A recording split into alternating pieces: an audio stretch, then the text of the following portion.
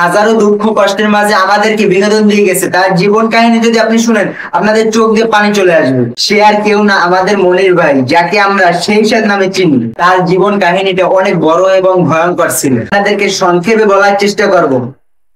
মনির ভাইয়ের বর্তমান বয়স 28 থেকে 29 হবে। মনির ভাই জন্মগ্রহণ করেছেন নাটোর জেলায়। তার জীবনের শুরুতেই যাই, মনির ভাইয়ের জন্মের পর থেকে তার নানি লালন পালন করেছেন। হয়তো প্রশ্ন জাগতে পারে, তার বাবা মা কোথায়? তার বাবা মার সাথে ভালো সম্পর্ক ছিল না। এবার আসল কথায় আসি, মনির ভাইয়ের ফ্যামিলি অত্যন্ত গরিব ছিল। তার নানি মানুষের বাড়িতে কাজ করে করে কোন রকম সংসার চলতে। মনির ভাই কিছুটা বড় হইলো, তার নানি তাকে স্কুলে ভর্তি করিয়ে দিল। তার ভর্তির সময় ফি 10 টাকা। ভালো স্কুলে যাচ্ছিল, তার কিছুদিন পর পরীক্ষা আসলো। তখন পরীক্ষার ফি দিতে হবে 10 টাকা। মনির ভাই তার নানির কাছে 10 টাকা চাইলো। তার নানির কাছে তো কোনো টাকা নাই। তার উপর দুপুর বেলায় কাজে প্রচন্ড পরিমাণে চাপ। নানি টাকা না দেয় মনির ভাই কান্নাকাটি শুরু করে দিল। তার নানির মেজাজ প্রচন্ড পরিমাণে খারাপ ছিল, তাই মনির ভাইকে খুব মারলো তার নানি। আর তাদের বাড়ির পাশে বসবাস করতো এক গৃহস্থ। মনির ভাইয়ের কান্নার আওয়াজ শুনে ওই গৃহস্থ বাড়ি থেকে একটি লোক চলে আসলো। মনির ভাইকে তার সঙ্গে নিয়ে গেল, এই বলে তাকে লেখাপড়া শিখাবেন এবং তার ভরণ পোষণের দায়িত্ব নিবেন। কিছুদিন ঠিকই ছিল, তার কিছুদিন পর থেকে তাকে লেখাপড়া না করিয়ে তাদের গরু ছাগল খেত খামারে কাজে লাগিয়ে দিল। তাকে বিনিময়ে তাকে কোনো বেতন দেওয়া হতো না, শুধু বছরে 2টা প্যান্ট, 2টা গেঞ্জি এবং একটা গামছা তাকে দিত। এরকম ভাবে প্রায় কেটে গেল 7-8 বছর। এখন আপনার মনে প্রশ্ন জাগতে পারে, তার নানি কোথায়? তার নানির সাথে কি যোগাযোগ হয় না? তার নানিও আছে এবং তার নানির সাথে যোগাযোগও হয় মাঝে মাঝে। হঠাৎ একদিন তার নানি আসলো ওই প্রতিবেশীর বাড়ি। ওই প্রতিবেশীর সাথে কথা বললো, তার নাতির কি কোনো বেতন দেওয়া হবে না? তার কি কোনো ভবিষ্যৎ নাই? তারা উত্তরে জানালেন, হ্যাঁ, আমরাও ভাবছি মনিরকে কিছু বেতন দেওয়া লাগে। তার নানি বললো, আপনাদের এখানে তো মনির অনেক দিন যাবত কাজ করছে, এখন ওর বেতন কত দিবেন? তারা জানালেন বছরে 1000 টাকা।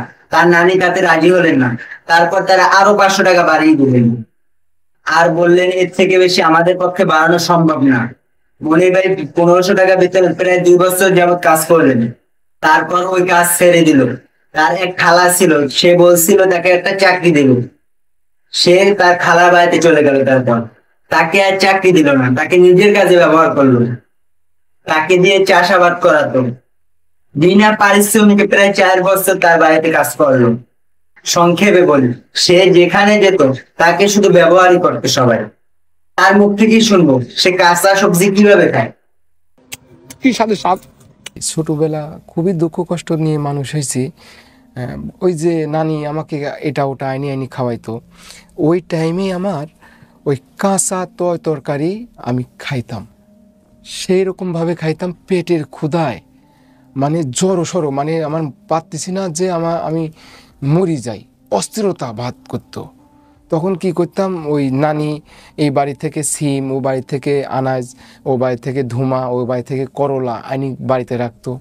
রান্নার সময় দিতাম না আমি। তো এই তিতো যদিও লাগতো, যখন পেটটা ভরে যাইতো তখন অনুভূতি করতাম যে আমার এটা করলি খেলাম তিতো লাগিছে। আমার এই নানি যখন এই আনতে পারতো না, তখন আমি এই গাছের ফল, মানে যেটা আসলেই খাওয়ার উপযুক্ত না কিন্তু ফল ধরে আছে, সেটাই আমি খাচ্ছি। আমি খাই, আমার আগে মেন কথা হচ্ছে আমার পেটের ক্ষুধা আগে, এটাই হচ্ছে। কল্লি কন, কচু কন, এমনকি কচুও খাইছি আমি। ওই যেটা বড় ফ্যান কচু বলে অনেকে, আমাদের ওইদিকে মান কচু বলে। আমি লাস্টে মান কচু খাইছি। মান কচু খায়া, মান কচুটা খায় এই শাকসবজির ভিতরে আমার এই খাদ্য নালীটা আর কি প্রায় 15 দিন আমি ভাত খাইতে পারিনি। আপনার হচ্ছে সব জায়গায় জিম দিয়ে গেছে, সম্পূর্ণ ছিলে গেছে, ভিতরে ঘা হয়ে গেছে। ভিতরে ঘা হয়ে যাওয়ার পরে আমি খাইতে পারিনি। পরবর্তীতে আমাকে ওই ডাক্তারে বললো যে তোমার হচ্ছে নরম যাও, একবারে পানি পানি ফ্যান, সোজা কথা চামচ দিয়ে দিলে যেন গলা দিয়ে কোনো রকম জানটা যেন একটু বাঁচে, এরকম করে তোমার 15 দিন চলতে হবে। তখন আমি আর কি ওই কচুটাতেই আমার একটু এফেক্ট করছিল। তাহার যত আমি কাঁচা তরকারি খাইছি, আমার কোনোটাতেই আমার মুখের স্বাদ কাড়িয়ে নিতে পারে নাই। সবগুলা খাবারই সেই স্বাদ লাগেছে এক কথায়। ভাই কিভাবে অনলাইনে আসলেন? আমি যখন চাকরি ছেড়ে বাড়িতে চলে গেলাম, তো বাড়িতে চলে যাওয়ার পরে একটা কাজ করতো যে আমি সবাই নাচ করে, গান করে, বিভিন্ন মডেলিং করে, তো আমার তো সব থাকলে আসলে আমি যে ফ্যামিলির একটা ছেলে, আমাকে ওসবে মানাবে না। তো আমি কি করব, আমি কাজের পাশাপাশি আমি যে কাঁচা যে খাবারগুলো খাইতে পারি এগুলো আমি খাবো, আর আমি বলবো সেই স্বাদ, তো স্বাদ কি জন্যে এটা। তো আসলে কি এটা রান্না করার পর স্বাদ লাগবে, যেটা তিতো জিনিস সেটা তিতো ফ্লেভারে স্বাদ লাগবে, কিন্তু আমার কাছে এ টু জেড সব স্বাদ লাগে। এইরকম একটা প্লেন আমার ভিতরে আসলো। তো এটা টিকটকে করতাম। তো টিকটক করতে লাগি আমার ওই খালার বাড়িতে একটা স্টুডিও, অনেক স্টুডিও নামে একটা দাদা, সেই দাদা আমাকে বলে যে আচ্ছা মনির, তুমি তো এগুলা সবই তুমি খাইতে পারো, বা টিকটক যেহেতু করতেছো এগুলাই তুমি হচ্ছে একটা পেজ করো, একটা ইউটিউব করো, ইউটিউব পেজে ইউটিউবে এগুলা ছাড়ো, তাহলে তোমার একটা এটার থেকে নাকি টাকা পয়সা ইনকাম করা যায়। তাই আমার ওই মানে ভাইরাল হয়ে গেল। আমি ভাইরালও বুঝি না যে ভাইরাল হয়ে যাওয়া মানে কি, মানে বেশি মানুষ চিনে না কি, মানে কি, মানে এক কথা আমার এখন আমার ভয়েস দিয়ে সবাই কপি করা শুরু করে দিল। তখন আমি ইউটিউব পেজে আপলোডও আমাকে শিখাই দিল। আমি তো লেখাপড়া তো আমি জানি না, তাহলে আমার এগুলা শিখাই দিলে আমি আবার ঠিক আছি। যে এভাবে করতে করতে এতরে খালারা আমার মেয়ে দেখতেছে, ছেলের বয়স হয়ে যাচ্ছে, একটা বিয়ে শাদী দিতে হবে। তো পরবর্তীতে খালার বাড়ির পাশে আর কি আমাকে একটা বিয়ের একটা পরামর্শ তাদের ভিতরে চলে।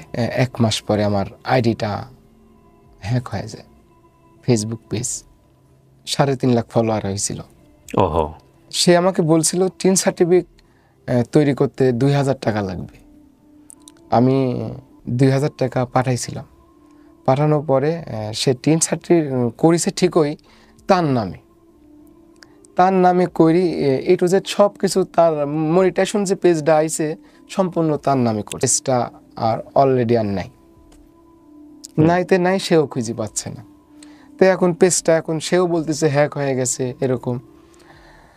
তখন আমি একটা ভালো একটা মানে আমি একটা মানে মৃত্যুর একটা দিকে আমি অগ্রসর হতেই আছি। আমি প্রতিটা ধাপে ধাপে মৃত্যু প্রহর গুনতেছি, তার ভিতরে আমি একটা মৃত্যুর একটা ধাপের ভিতরে চলে গেল। যে চোখ বুঝি ভাইবি দেখলাম ছোটবেলা থেকে বাপ মার আদর স্নেহ থেকে বঞ্চিত, নানি মানুষ করলো, কচু ঘেঁচু খায়, কাঁচা শাক সবজি খায়া, যেমনি হোক মানুষের বাড়িতে থাকি, গরু বাছুর চলায়, এই পর্যন্ত আইছি। এই পর্যন্ত আসা পরে যখন একটু আমি অনলাইন জগৎ নিয়ে সব জায়গায় তো আমার হয়ে গেল, তো এখন একটু অনলাইন জগতে আসি সারি আমার আইডিটা হ্যাক হয়ে গেল।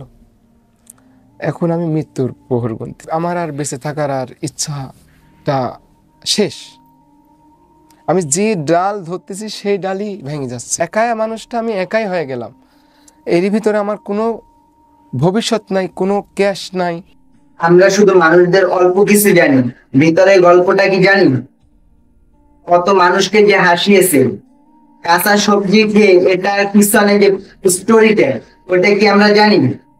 যেটা দেখে আমরা অবাক হই, যেটা দেখে মিলিয়ন মিলিয়ন মানুষ ওকে চিনি। তবে প্রথমবার যখন এই গল্পটা আমি শুনছি, যখন আমি এই গল্পটা লিখতে বসছি, আমার চোখ দিয়ে জল জল করে পানি পড়ছে। এরকম যেন কারো জীবনে না হয় ভাই। সবার কাছে একটাই অনুরোধ থাকবে, একে নিয়ে আমরা মজা ঠাট্টা হাসি ঠাট্টা না করবো।